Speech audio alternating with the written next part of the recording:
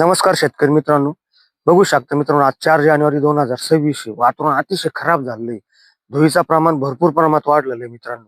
तर त्यासाठी आपल्याला चांगल्या बुरशीनाशकाची फवारणी करायची मित्रांनो. त्यामध्ये आपल्याला मिरॉन घ्यायचंय.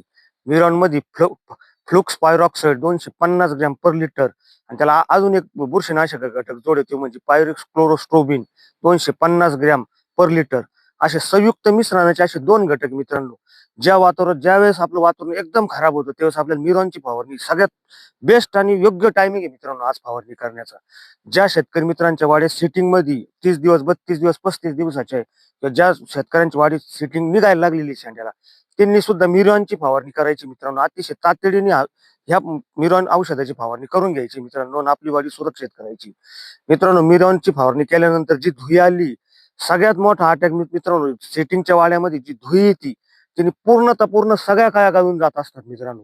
कळ्या पिवळ्या पडतात, कुसतात आणि वातावरण खराबच राहणार अजून 2-3 दिवसात.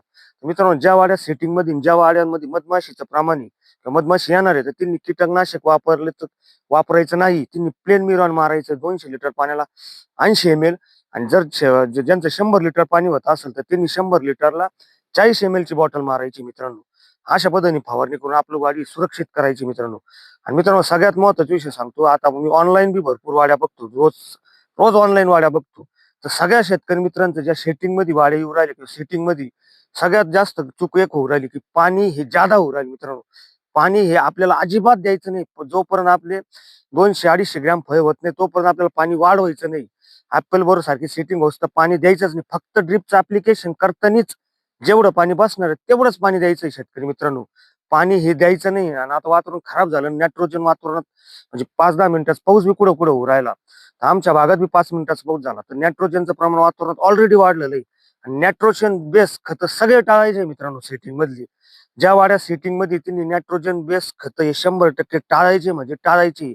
सेटिंग होत असते नायट्रोजन बेस जर तुम्ही वातावरणात आभाळात खतं दिले तर तुमची सेटिंग ही गाळणार आहे, हे लक्षात ठेवा.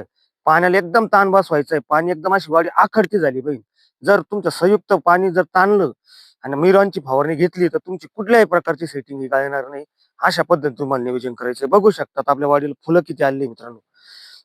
आणि मधमाशीच्या पेटीचा व्हिडिओ बी तुम्हाला काल टाकलेला आहे. आणि सेटिंग बी अतिशय छान आपली वाडीची चालू झाली 32 दिवसामध्ये. अशा पद्धतीची सेटिंग, अशा पद्धतीची फुलं, प्लॉटची ग्रोथ बी बघू शकता मित्रांनो. असे एकदम छान असा प्लॉट आता पूर्ण असं मेकअप व्हायला लागले अंतर. अशा पद्धतीने तुम्हाला काळजी घ्यायची, असं नियोजन करायचं मित्रांनो.